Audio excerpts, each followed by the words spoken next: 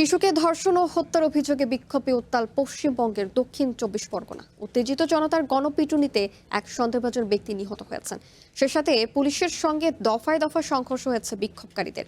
এদিকে নিহত পরিবারের সঙ্গে মমতা ব্যানার্জি দেখা করার কথা থাকলেও অতিরিক্ত নিরাপত্তায় ঘিরে ফেলা হয় মমতার বাসভবন। তৃণমূল নেত্রীর অভিযোগ, বিজেপি সরকারের তাকে গৃহবন্দী ও ভয়ের পরিবেশ সৃষ্টি করছে।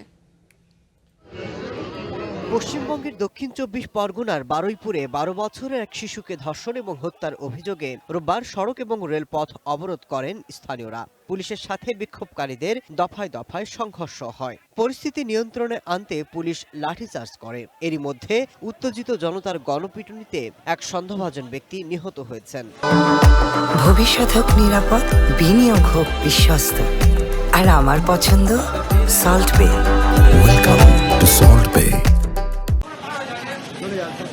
এ ঘটনায় পরিবারের পক্ষ থেকে নিখোঁজ মামলা করা হলেও পুলিশ ওই শিশুর সন্ধান পায়নি। রোববার সকালে মেয়েটির বাড়ির কাছের একটি পুকুর থেকে বস্তাবন্দি অবস্থায় তার মৃতদেহ উদ্ধার করা হয়। খবর ছড়িয়ে পড়লে স্থানীয় বাসিন্দারা ক্ষোভে ফেটে পড়েন। তারা প্রশাসনের গাফলতির অভিযোগও তোলেন। ক্যাম্পে এসে এখানকার বিজেপির নেতা শান্তনু মণ্ডল এই ১.৫ মাস জুম্মা ৮ দিন হয়েছে নেতা হয়েছে।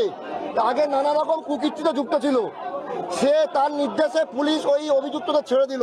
এদিকে শিশুটির পরিবারের সাথে সোমবার দেখা করার কথা ছিল সাবেক মুখ্যমন্ত্রী মমতা ব্যানার্জির। তবে রাতেই তার বাসভবনের বাইরে মোতায়েন করা হয় অতিরিক্ত নিরাপত্তা বাহিনী। ঘিরে ফেলা হয় গোটা এলাকা। মমতার অভিযোগ, তাকে ভয় দেখিয়ে আটকানো হচ্ছে। বিজেপি সরকারের বিরুদ্ধে গৃহবন্দীর অভিযোগও তুলেছেন। আপনারা আমাকে বেরোতে দিচ্ছেন না কেন? আমাকে নিয়ে এত ভয় কেন? আমাকে নজরবন্দি করে রেখেছেন কেন? যদি সত্যি করে থাকে নজরবন্দি, নোটিফিকেশন ইস্যু করুন। মুখ্যমন্ত্রী শুভেন্দু অধিকারী নিহত শিশুর পরিবারকে আশ্বস্ত করেছেন, এই হত্যাকাণ্ডের সাথে জড়িত কাউকে ছাড় দেওয়া হবে না। তবে এই বিষয়কে পুঁজি করে পরিস্থিতি ঘোলাটে করার বিরুদ্ধেও হুঁশিয়ার করেছেন Suvendu Adhikari. Masud Rana, one international desk.